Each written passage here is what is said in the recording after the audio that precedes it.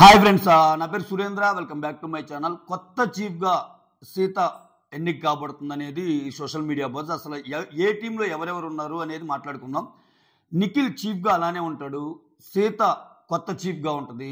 ఈ చీఫ్ల కూర్పు, చీఫ్లో ఉన్న అంటే ఈ క్లాన్ మెంబర్స్ కూర్పు మాత్రం చాలా ఇంట్రెస్టింగ్గా ఉండబోతుంది.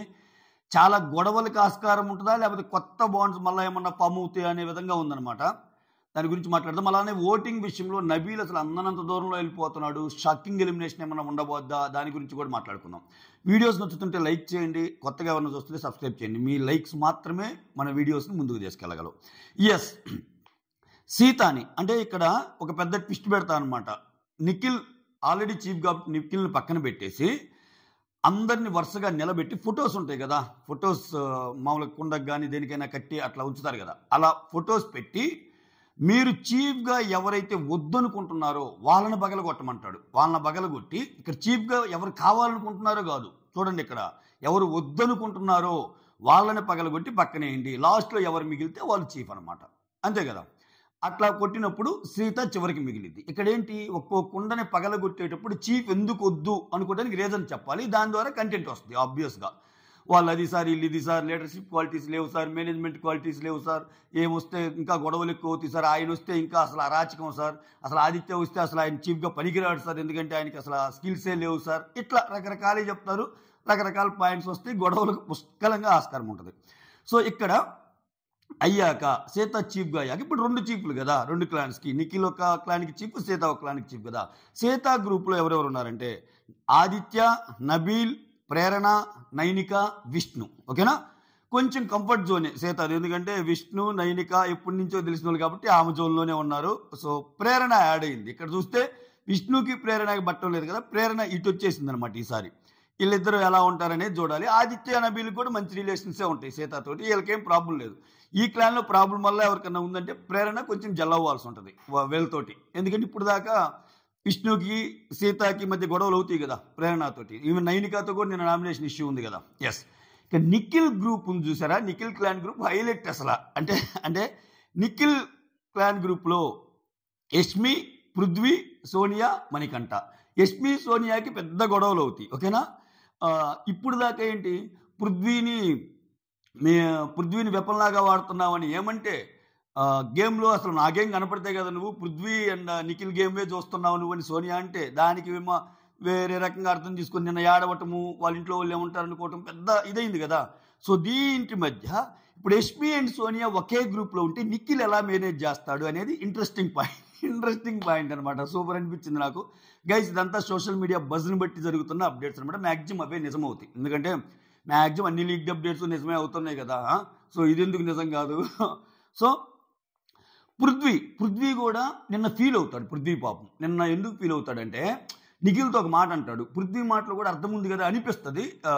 బట్ యాక్చువల్గా ఆలోచిస్తే నైనికాకి ఇవ్వటమే కరెక్ట్ అనిపిస్తుంది మనకి. మళ్ళీ నిఖిల్కి మాత్రం పాపం చాలా చాలా క్లిష్టతరమైన పరిస్థితులే అని చెప్పక తప్పదు. పృథ్వీ ఎందుకు ఫీల్ అవుతా అంటే, నీకు అవకాశం వచ్చినప్పుడు ఒకరిని సేవ్ చేయాలని నన్ను చేయొచ్చు కదా అంటాడు. పృథ్వీ బాధలో అర్థం ఉంటుంది. ఎందుకని, సో లాస్ట్ టైమే బాటమ్ 2 ఎవరెవరు ఉంటారు, అభయ్ అండ్ పృథ్వీ ఉంటారు. అంటే ఏంటి, ఓటింగ్లో పృథ్వీ చాలా లీస్ట్ ఉన్నాడని. అటువంటిప్పుడు నాకు ఒక వైపు కలిసి వచ్చింది కదరా అన్నది పృథ్వీ పాయింట్ అనమాట. మోరోవర్ ఇంకో మాట కూడా అంటాడు ఇదివరకే, నువ్వు నన్ను అపోజిట్ చీఫ్గా ఎందుకు పెట్టుకోలేదంటే, అదే రెడ్ ఎగ్గిచ్చి ఎందుకు పెట్టుకోలేదంటే నువ్వు నాతో ఆడలేవు కాబట్టి అన్నట్టు అంటాడు. అది కూడా కరెక్టే కదా అనిపిస్తుంది. నిఖిల్ గేమ్ని చిన్నగా వీళ్ళందరికీ అర్థమవుతుందా అన్నట్టు అనిపించింది. ఇప్పుడేంటి, రెడ్ ఎగ్గా నాకిస్తే నాతో ఇప్పుడు పృథ్వీతో పోటీ పట్టడం నిఖిల్ కష్టమే. అఫ్కోర్స్ నిఖిల్ గెలవచ్చు కాక, కానీ టఫ్ ఫైట్ ఉంటుంది. అదే సోనియాతో పోటీ పట్టడం నిఖిల్కి ఈజీ కదా. సో అట్లా ఏమన్నా ఇది చేశాడా అన్న డౌట్ కూడా మన పృథ్వీకి వచ్చిందనమాట. మోర్ ఓవర్ ఆయనకి నిన్న సేవ్ చేయకపోవటం కూడా బాధ అనిపించి, అసలు నేను మీ క్లాన్లోకి వచ్చే తప్పు చేశానేమో, అనవసరంగా రాకుండా ఉండాల్సిందని ఫీల్ అవుతాడు పాపం పృథ్వీ. ఆయనకి ఏంటంటే ఆయనకి చాలా లోలో ఉన్నాడు కదా ఓటింగ్ పరంగా, అర్థమవుతుంది కదా అది బాటమ్ 2 అంటే. సో ఎవరికైనా ఉంటుంది సేవ్ అయితే బాగుండని. ఇక నిఖిల్ థాట్ ప్రాసెస్ ఏంటి, ఇప్పటికే గ్రూపులు అంటున్నారు, ఫ్రెండ్స్ అంటున్నారు, ఇప్పుడు పృథ్వీని సేవ్ చేస్తే మళ్ళీ ఎక్కడేమనుకుంటారు అన్నట్టు. సో అక్కడ మోర్ ఓవర్ నైనికాకి ఒక్క ఓటే కదా పడింది, అది ఖచ్చితంగా వస్తుంది కదా. నైనికాకి ఒక్క ఓటు పడిన ఓటింగ్ని తీసేసి ఇన్ని ఎక్కువ ఓట్లు పడిన పృథ్వీని ఎలా ఉంటారు అని. సో అందుకే నిఖిల్కి కత్తిమేస్తాం ఈ సిచ్యువేషన్ హ్యాండిల్ చేయటం. మోర్ ఓవర్ యష్మి అపోజిట్ గ్రూప్లో ఉన్నప్పుడే నువ్వు సోనియాకి ఎక్కువ ప్రయారిటీ ఇస్తున్నావని ఆమె అసలు ఫీల్ అయిపోతూ ఉంది. అటువంటిది ఇప్పుడు యష్మి సోనియా ఒకే గ్రూప్లో ఉంటే ఇంకా అసలు ఎలా ఉంటుందో చూసుకోండి. వీళ్ళిద్దరి మధ్య కొత్త స్నేహం చిగురిస్తుందా? వీళ్ళిద్దరి మధ్య కొత్త స్నేహం చిగురించిందనుకో ఆబ్వియస్గా అటు పక్క టీంలో ఉన్న నబీల్కి ఇంకా ఎక్కువ ఛాన్స్ ఉంటుంది. నబీల్కి కానీ లేకపోతే విష్ణు కాదులే పాయింట్స్ ఎవరు పెట్టగలదు, నైనికాకి కానీ ప్రేరణకు కానీ వీళ్ళకి. సో వీళ్ళిద్దరి మధ్య రైవలరీ ఉంటుందా, ఫ్రెండ్షిప్ ఉంటుందా అనేది పాయింట్ అనమాట. సోనియాకి అండ్ యష్మికి అది ఒక కొత్త పాయింట్, క్లాన్ల కూర్పులు. సరే అది పక్కన పెట్టేయండి, ఇది మ్యాటర్. ఓకేనా? కొత్త క్లాన్లో ఎవరెవరు ఏంటి, దానివల్ల జరిగే పరిణామాలు. ఎస్, ఓటింగ్ వద్దాం. ఓటింగ్లో నబీల్ అందనంత దూరంలో, అంటే అసలు టూ మచ్ ఓటింగ్, 34%తో హీఈస్ ఆన్ ద టాప్. మామూలు విషయం కాదు అసలు, ఇది షాకింగ్ ఓటింగ్. అంత ఎక్స్పెక్ట్ చేసి ఉంటారు ఎవరైనా. నబీల్ నిన్న చేసిన పెర్ఫార్మెన్స్కి నబీల్ అయితే ఖచ్చితంగా ఎలిమినేట్ అవ్వడు, సేవ్ అవుతాడు, ఓటింగ్ చాలా బాగా పడిద్ది అనుకుని ఉండొచ్చే. కానీ ఇంతవరకు ఈ 34% ఓటింగ్ నమోదు చేయటం అయితే ఇన్ని వారాల్లో ఏది లేదు. నిఖిల్ ఒకసారి ఉన్నాడు టాప్లో, విష్ణు ఉంది, అందరూ ఉన్నారు. కానీ 34% is not a joke Baba. 34% is అసలు వేరే లెవెల్ ఓటింగ్ అంతే. అంటే నబీల్ ఏ రకంగా యాక్సెప్ట్ చేసుకున్నారు జనాలు, దీన్ని బట్టి అర్థమవుతుంది. నబీల్ మాకరీ చేశాడా, నబీల్ ఎగతాళి చేశాడా అనేవాళ్ళు కొంతమంది ఉన్నా, నబీల్ అలా చేయకూడదు అనే వాళ్ళు ఉన్నా, majority of the people Nabeel అది ఎందుకు చేయాల్సి వచ్చిందంటే, ఆయన పాయింట్ చెప్పేటప్పుడు ఆమె మాట్లాడనీయకపోతే మళ్ళీ ఆయనకు పాయింట్ చెప్పే ఛాన్స్ ఉండదు. తనను తను కంట్రోల్ చేసుకోవడానికి, తన పాయింట్స్ తను చెప్పేటప్పుడు తన పాయింట్స్ తను డైవర్ట్ కాకుండా ఉండటానికి అలా చేశాడని ఒక చిన్న ఎక్స్ప్లెనేషన్ ఇస్తాడు యష్మితో. వీళ్ళు మాట్లాడుకునేటప్పుడు అమ్మో ఆమంతా మణికొండ, కూకట్పల్లి, చందానగరు అన్నీ తిప్పి పాయింట్స్ మాట్లాడిద్ది, ఆ లెవెల్లో, అంటే ఆ సెన్స్లో చెప్తాను అనమాట. అన్ని తిప్పి మాట్లాడిద్ది అన్నట్టు. యాక్చువల్గా నేను చెప్పిన పేరు యూజ్ చేయడు. ఒక విషయాన్ని అలా తిప్పి మాట్లాడిద్ది, ఈలోపు మన పాయింట్స్ మర్చిపోతాం, నాకు క్లారిటీ ఉంది, నేనేం చెప్పాలో చెప్పాలి కదా, అందుకని నేను ఇలా చేశాను అన్నట్టు ఒక ఎక్స్ప్లెనేషన్ ఇచ్చుకుంటాడు ఆయన. లేకపోతే ఆదిత్యకి జరిగింది ఆయనకి జరిగిద్ది కదా, మాట్లాడినది కదా. సో ఆ విషయంలో సక్సెస్ అయ్యాడు.